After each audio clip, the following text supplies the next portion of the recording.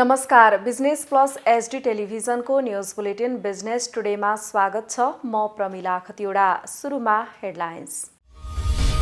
सरकारद्वारा सिन्धुपाल्चोक र मनाङ जिल्लालाई विपद सङ्कटग्रस्त क्षेत्र घोषणा। अनुदान वा खरिद मार्फत थप उपलब्ध गराउन उत्पादक तथा छिमेकी राष्ट्रसँग आह्वान।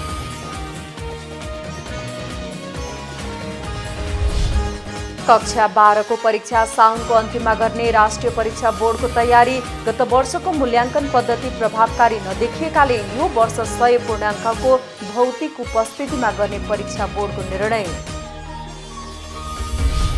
आर्थिक वर्ष 2077-78 मा वाणिज्य बैंकहरूको निक्षेप 7 खर्बले बढ्दा कर्जा भने 8 खर्बले बढ्यो।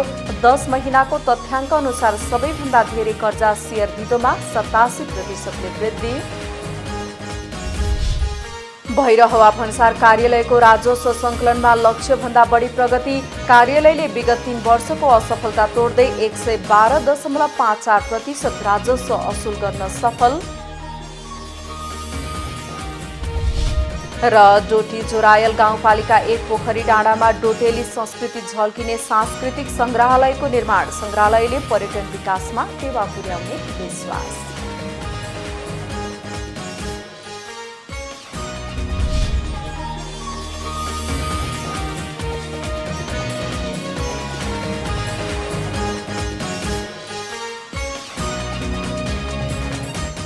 बिजनेस टुडेको सुरुमा सरकारले सिन्धुपाल्चोक र मनाङ जिल्लालाई विपद सङ्कटग्रस्त क्षेत्र घोषणा गरेको सम्बन्धी समाचार। सरकारले सिन्धुपाल्चोक र मनाङ जिल्लालाई विपद सङ्कटग्रस्त क्षेत्र घोषणा गरेको छ। मन्त्री परिषद बैठकले सिन्धुपाल्चोक र मनाङ जिल्लालाई असोज मसान्तसम्म लागू हुने गरी विपद सङ्कटग्रस्त क्षेत्र घोषणा गर्ने निर्णय गरेको सरकारका प्रवक्ता एवं कानून तथा संसदीय मामिला मन्त्री ज्ञानेन्द्र बहादुर कार्कीले जानकारी दिनुभयो। नेपाललाई खोप र अत्यावश्यक स्वास्थ्य सामग्री उपलब्ध गराउने छिमेकी लगायत सबै मित्र राष्ट्रहरूलाई नेपाल सरकारले हार्दिक धन्यवाद दिएको छ। साथै अनुदानमा वा खरिदबाट थप खोप उपलब्ध गराउन खोप उत्पादक तथा अन्य मित्र राष्ट्रहरूलाई आह्वान गर्दछ। विपद जोखिम न्यूनीकरण तथा व्यवस्थापन ऐन 2074 बमोजिम सिन्धुपाल्चोक तथा मनाङ जिल्लालाई 2078 असोज मसान्तसम्म लागू हुने गरी विपद सङ्कटग्रस्त क्षेत्र घोषणा गर्ने निर्णय गरेको छ। सरकारले खोप तथा अत्यावश्यक स्वास्थ्य सामग्री उपलब्ध गराउने सबै मित्र राष्ट्रहरूलाई धन्यवाद दिँदै अनुदान वा खरिद मार्फत थप खोप उपलब्ध गराउन खोप उत्पादक तथा छिमेकी राष्ट्रसँग आह्वान गरिएको पनि प्रवक्ता कार्कीले बताउनुभयो। मन्त्री परिषद बैठकले इस्लाम धर्मावलम्बीहरूको पर्व बकर ईदको अवसरमा साउन 6 गते सार्वजनिक बिदा दिने निर्णय पनि गरेको छ। राष्ट्रिय परीक्षा बोर्डले कक्षा 12 को परीक्षा साउनको अन्तिममा गर्ने तयारी गरेको छ। कोभिड-19 सङ्कट व्यवस्थापन केन्द्र सीसीएमसीले परीक्षा सञ्चालन गर्न अनुमति दिने निर्णय गरेको जानकारी आएको बोर्डका अध्यक्ष प्राध्यापक डाक्टर चन्द्रमणि पौडेलले बताउनुभयो। बोर्डले 2 हप्ता अघि भौतिक उपस्थितिमा परीक्षा गराउने अनुमति माग गर्दै शिक्षा मन्त्रालयमा निवेदन पठाएको थियो। मन्त्रालयले सीसीएमसीमा लगेको र सीसीएमसीले परीक्षा गराउने अनुमति दिएको जानकारी पाएको बोर्डका अध्यक्ष पौडेलले बताउनुभयो। बोर्डको बैठकले निर्णय गरे अनुसार परीक्षा केन्द्र मिति तोकिने र परीक्षा तालिका सार्वजनिक गर्ने तयारी थालेको छ। गत जेठ 26 गते तय भएको परीक्षा कोरोना संक्रमणको दोस्रो लहर तीव्र रूपमा फैलन थालेपछि स्थगित भएको थियो। माध्यमिक तहको अन्तिममा लिइने कक्षा 12 को परीक्षा राष्ट्रिय परीक्षा बोर्डले यो पटक 100 पूर्णाङ्ककै परीक्षा गराउने तयारी गरेको छ। गत वर्षको मूल्याङ्कन पद्धति प्रभावकारी नदेखिएकाले यो वर्ष 100 पूर्णाङ्ककै गराउने तयारी गरेको बोर्डले जनाएको छ। गत आर्थिक वर्ष 2077-78 मा वाणिज्य बैंकहरूको निक्षेप 7 खर्बले बढ्दा कर्जा लगानी 8 खर्बले वृद्धि भएको छ। गत आर्थिक वर्षमा वाणिज्य बैंकहरूको निक्षेप 34 खर्ब 87 अर्बबाट वृद्धि भएर 42 खर्ब 1 अर्ब पुगेको हो। त्यसैगरी कर्जा लगानी 29 खर्ब 3 अर्बबाट बढेर 37 खर्ब 21 अर्ब रुपैयाँ पुगेको तथ्याङ्क छ। सो अवधिमा निक्षेप 20.48% ले बढ्दा कर्जा लगानी 28.16 प्रतिशतले बढेको छ।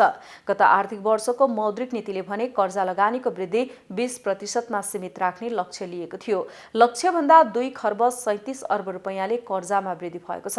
बैंकहरूले निक्षेप रकमको करिब 88% सम्म कर्जा लगानी गरेका छन्। बैंकहरूले प्राथमिक पुँजी र निक्षेप रकम समेत जोडेर हुने रकमको भने 77.38% कर्जा लगानी गरेका छन्। 10 महिनाको तथ्याङ्क अनुसार सबैभन्दा धेरै कर्जा शेयर धितोमा 87% सम्मले वृद्धि भएको छ। 17 बैंकको निक्षेपभन्दा कर्जा वृद्धि धेरै 17 वाणिज्य बैंकको रहेको छ। बिजनेस टुडेमा पालो भएको छ ब्रेकको।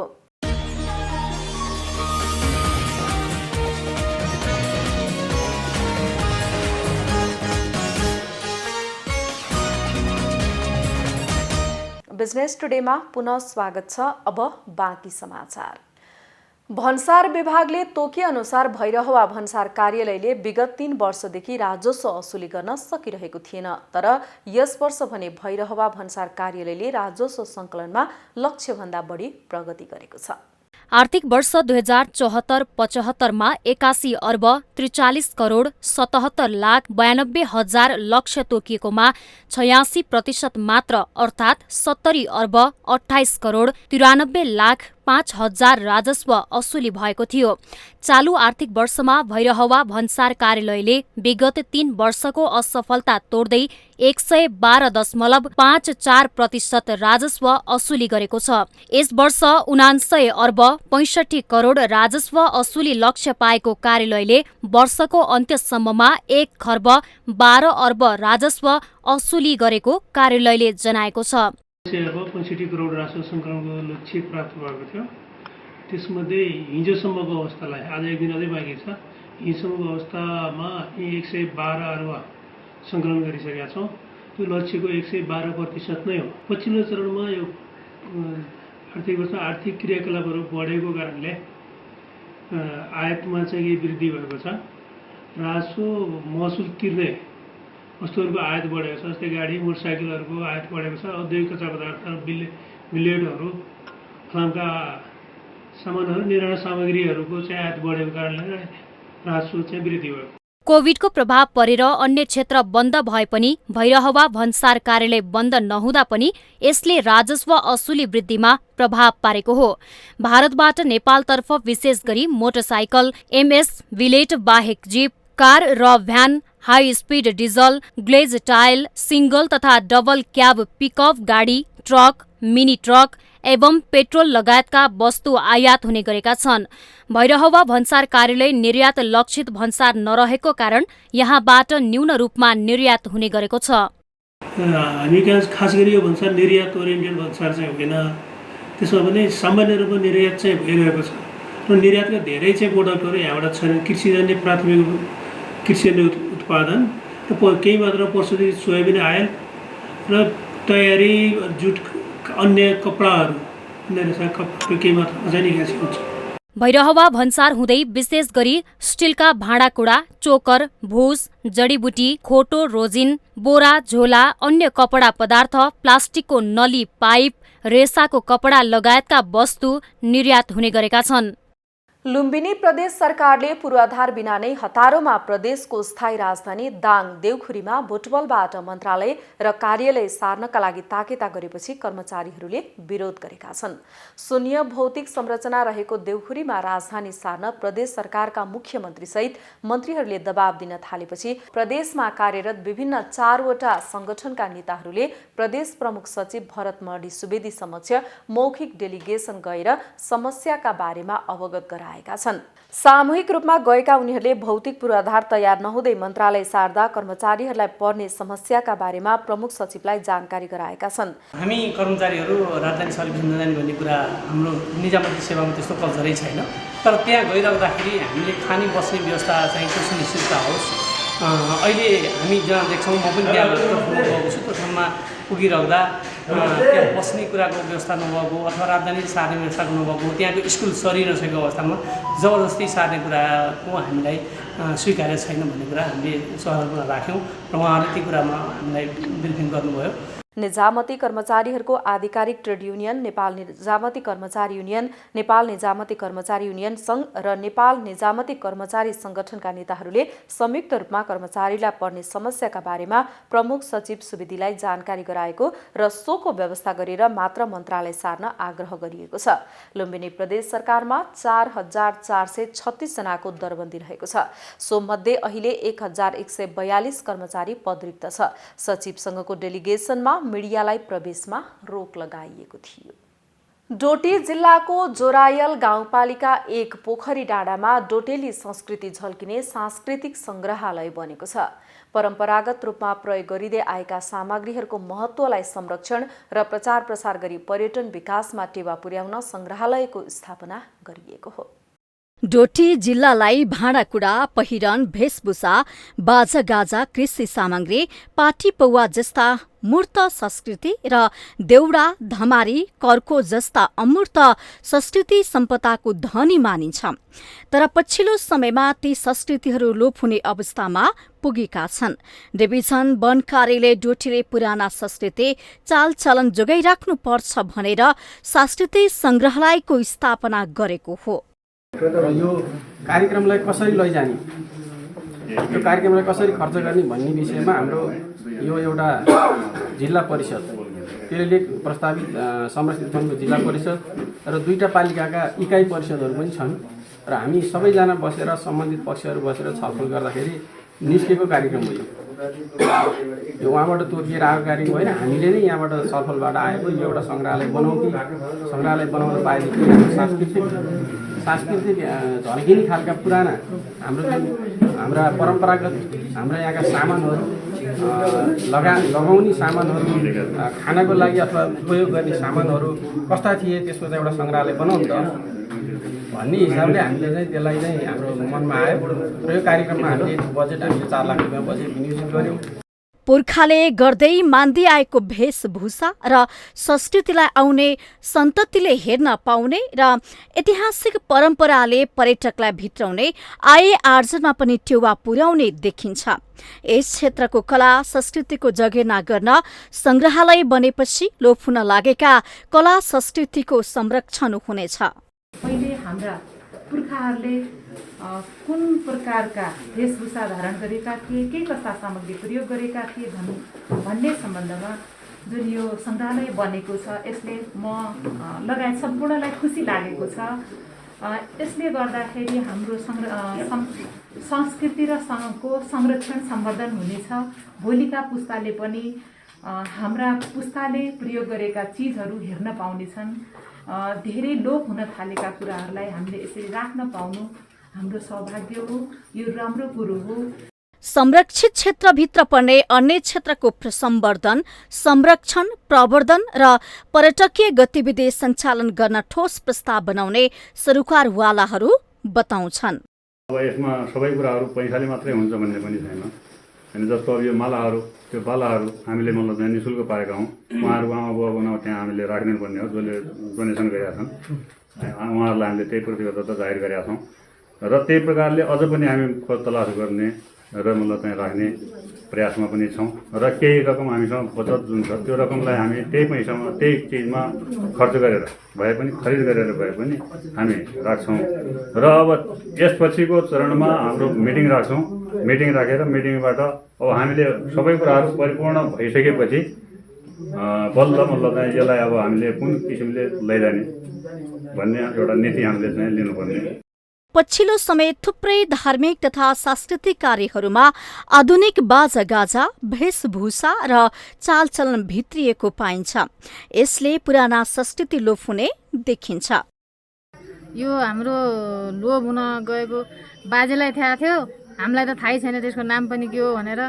त्यो हामीले जगडना गर्न बचाउनको लागि, लोप हुन नदिनको लागि, फलान ठाउँमा छ हेर्न त पाइन्छ भनेर त्यसको लागि हामीले यसको लक्ष्य गरेको अझ पुरा हुन सकेको छैन। हाम्रोमा पुराना दिनमा हामीहरू लगाउने, महिलाले लगाउने गहनामा माला छ, अनि त्यसपछि गाबन छ, चोली छ। हामी सानो हुँदा त चोली फरिया त मैले पनि लगाएको याद आउँछ अलिअलि, त्यो छ।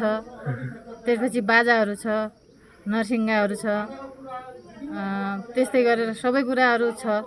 परम्परागत संस्कृति जोगाउनको लागि विभिन्न निकायबाट भइरहेका प्रयास प्रशंसा गर्न लायक पनि छन्, जसले पर्यटन प्रवर्धनदेखि पुराना पुस्ताले प्रयोग गर्ने चालचलन वेशभूषाको बारेमा भविष्यमा आउने सन्ततिलाई पनि पुर्खाले प्रयोग गर्ने सामग्रीको ज्ञान हुनेछ।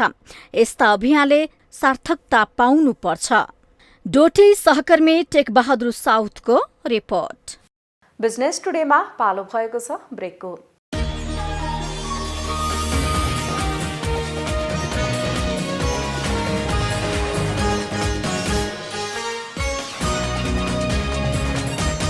बिजनेस टुडेमा पुनः स्वागत छ। अब बाँकी समाचार। बाराको निजगढ नगरपालिकाले निर्माण गरेको निजगढ भ्यू टावर पहिरोको उच्च जोखिममा परेको छ। पूर्व तयारीमा भएको कमजोरीका कारण नगरपालिकाको लगानी बालुवामा पानी भएको छ। बाराको निजगढ नगरपालिका वडा नम्बर 4 बागदेव स्थित निजगढ भ्यू टावर पहिरोको उच्च जोखिममा परेको छ। नगरपालिकाको 10 लाख लागतमा अन्य निर्माण कार्यसँगै पहिरो रोकथामका लागि लगाइएको पर्खाल भत्किएको छ। प्राविधिक र निर्माण समितिको मिलेमतोका कारण हतारमा काम सक्ने र असारे भुक्तानी लिने बहानामा क्षति पुगेको देखिन्छ। लगाइएको पर्खाल सेट नहुँदै चुरेको डाँडो काटेर हालिएको माटोको भार देख्न नसक्दा पर्खाल भत्किएको छ। गत वर्ष पनि यसरी नै पहिरो रोकथामका लागि निर्माण गरिएको पर्खाल भत्किएको थियो। सामान्य निर्माण सुरक्षाको मापदण्ड समेत पूरा गरेको देखिँदैन। असर त अब यो भ्यूटा देखिहाल्नु भएको चाहिँ नजिकै छ। अब यसले असर त धेरै छ नि, ठुलो असर छ। असर भएको कारणले नै काम गरेको हो। अब काम यहाँ चाहिँ अलिकति प्राविधिक त्रुटि नै देखिन्छ। यो हामीबाट समितिबाट त यो सब कुराहरू सम्भव छैन। समितिले काम जसरी इस्टिमेट दिन्छ त्यसरी गर्ने हो। हामीले इस्टिमेट काम गर्दा गर्दै अब यसरी चाहिँ लगभग गएको छ। अब कमसलको कुराहरू गर्नु तपाईँले कमसल हो भने टेस्ट गरेर हेर्ने कुराहरू छँदैछ होइन। अब त्यो हामीले चाहिँ कुनै पनि तपाईँको चाहिँ इस्टिमेटभन्दा कमजोर काम गरेको छैन। निर्माण समितिले प्राविधिकलाई पटक पटक अनुगमन गर्न आउने जानकारी दिँदा पनि समयमै नआउँदा काममा समस्या पैदा भएको देखिन्छ। प्राविधिकले तयार पारिदिएको लागत इस्टिमेट अनुसार काम नगर्दा समस्या आएको निजगढ नगरपालिकाका इन्जिनियर रूपेश यादव बताउनुहुन्छ। अब त्यो प्राविधिकहरूलाई त्यहाँ समयमा बोलाएन। उनीहरूले काम गर्दाखेरि उनीहरूले प्राविधिकहरूलाई बोलाएर टाइममा मतलब के भन्छ कि परामर्श नलिने, प्राविधिकहरूसँग आफै मनले काम गर्ने। त्यही भएर अब उनीहरूले अब वालमा सुक्न पनि दिएन। उनीहरूले वाललाई राम्ररी स्ट्रेन्थ पनि आएन। एकैपल्ट फिल गरिदियो। त्यो फिल गर्न त्यो लेयर वाइज गर्नुपर्ने थियो। एकैपल्ट फिल गरिदिएर अब त्यही भएर त्यो भत्क्यो वाल।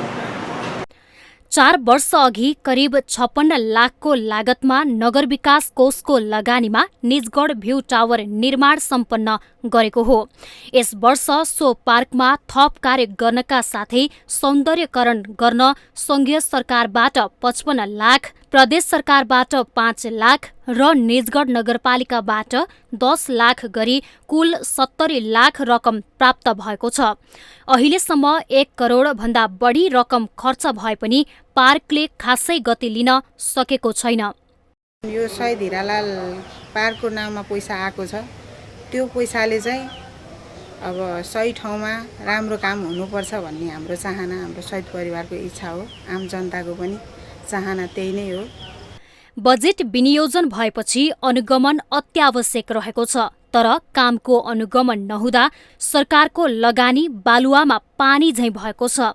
चुरेमा अवस्थित यस पार्क प्रदेश नम्बर 2 कै आकर्षक नमुना बनाउन सकिने भए पनि प्रदेश सरकारले उचित ध्यान दिन सकेको छैन।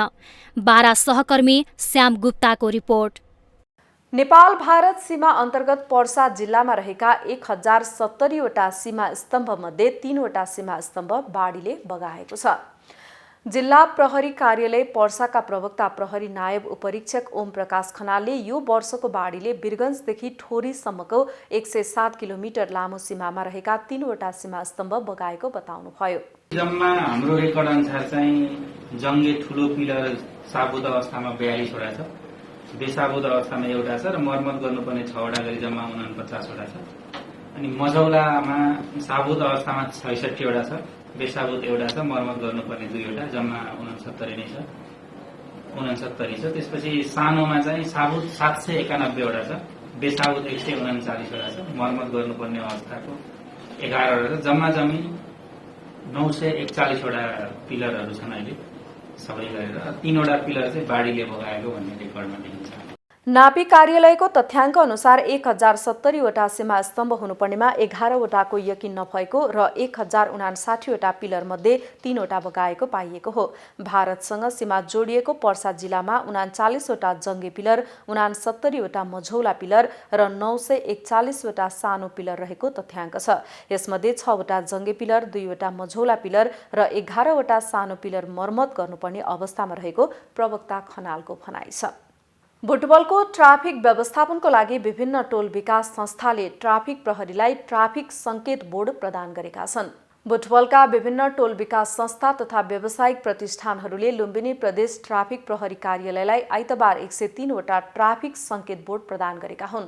त्यस अवसरमा लुम्बिनी प्रदेश ट्राफिक प्रहरी कार्यालय बुटवलका प्रमुख प्रहरी उपरीक्षक योगेन्द्र सिंह थापाले बुटवलको अव्यवस्थित पार्किङलाई व्यवस्थित गर्नको लागि ट्राफिक सङ्केत सहितको बोर्ड महत्त्वपूर्ण हुने बताउँदै ट्राफिक बोर्डले प्रहरीको उपस्थिति बताउने जानकारी गराउनुभयो। यो निर्माणकै क्रममा क्षति भएको कारणले अहिले हामी नयाँ बनाएर हामी बजारमा राख्छौँ। त्यसपछि म यहाँहरूलाई विनम्र अनुरोध गर्न चाहन्छु, त्यो बोर्ड भनेको चाहिँ त्यो एउटा राज्यको उपस्थिति हो। त्यहाँ ट्राफिक प्रहरी नभइकन त्यो ट्राफिक प्रहरी हुनैपर्छ भन्ने छैन, त्यो बोर्डले नै ट्राफिक प्रहरीको उपस्थिति जनाउँछ। त्यसकारण त्यो देख्ने बित्तिकै त्यहाँनिर चाहिँ अब कसैले राख्नुभयो भने त्यसपछि हामी कडा कारबाही पनि उत्रिन्छौँ। स्थानीय टोल विकास संस्थानको सहयोगमा प्राप्त पार्किङ व्यवस्थापन बोर्डहरूलाई ट्राफिक प्रहरीले बुटवलका मुख्य बजारमा विभिन्न स्थानमा राखेको छ। गत 5 दिनमा झण्डै 140 अङ्कले बढेको नेप्सेमा मंगलबार 9 अङ्कको करेक्सन देखिएको छ। गत असार 28 गते 2854.70 बिन्दुमा रहेको नेप्से सूचक 5 दिन लगातार बढेर 2994.58 बिन्दुमा पुगेको थियो। सो वृद्धिपछि मंगलबार सामान्य करेक्सन देखिएको हो। मंगलबार नेप्से सूचक 9.01 अङ्कले घटेर 2985.57 बिन्दुमा पुगेको छ भने सेन्सिटिभ इन्डेक्स भने 2.83 अङ्कले घटेको छ। मंगलबारको कारोबारमा कारोबार रकममा भने गिरावट देखिएको छ। सोमबार 11.5 अर्ब रुपैयाँ बराबरको शेयर कारोबार भएकोमा मंगलबार 8 अर्ब भन्दा बढीको शेयर खरिद बिक्री भएको छ भने मंगलबार 219 वटा कम्पनीको 3,16,08,193 किता शेयर 7 अर्ब 89,75,94,269 रुपैयाँमा खरिद बिक्री भएको छ। मंगलबार अरुण काबेली हाइड्रोको सबैभन्दा धेरै 38,78,00,000 रुपैयाँ बराबरको शेयर कारोबार भएको छ। बुलेटिनको अन्त्यमा अहिलेसम्मका हेडलाइन्स। सरकारद्वारा सिन्धुपाल्चोक र मनाङ जिल्लालाई विपद सङ्कटग्रस्त क्षेत्र घोषणा, अनुदान वा खरिद मार्फत थप खोप उपलब्ध गराउन उत्पादक तथा छिमेकी राष्ट्रसँग आह्वान।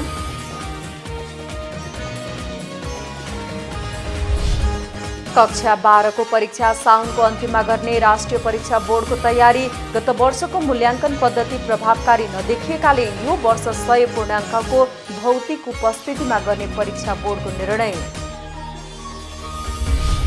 आर्थिक वर्ष 2077-78 मा वाणिज्य बैंकहरूको निक्षेप 7 खर्बले बढ्दा कर्जा भने 8 खर्बले बढ्यो। 10 महिनाको तथ्याङ्क अनुसार सबैभन्दा धेरै कर्जा शेयर धितोमा 87% वृद्धि। भैरहवा भन्सार कार्यालयको राजस्व सङ्कलनमा लक्ष्यभन्दा बढी प्रगति। कार्यालयले विगत 3 वर्षको असफलता तोड्दै 112.54% राजस्व असुल गर्न सफल। र डोटी जोरायल गाउँपालिका 1 पोखरी डाँडामा डोटेली संस्कृति झल्किने सांस्कृतिक संग्रहालयको निर्माण। संग्रहालयले पर्यटन विकासमा टेवा पुर्याउने विश्वास।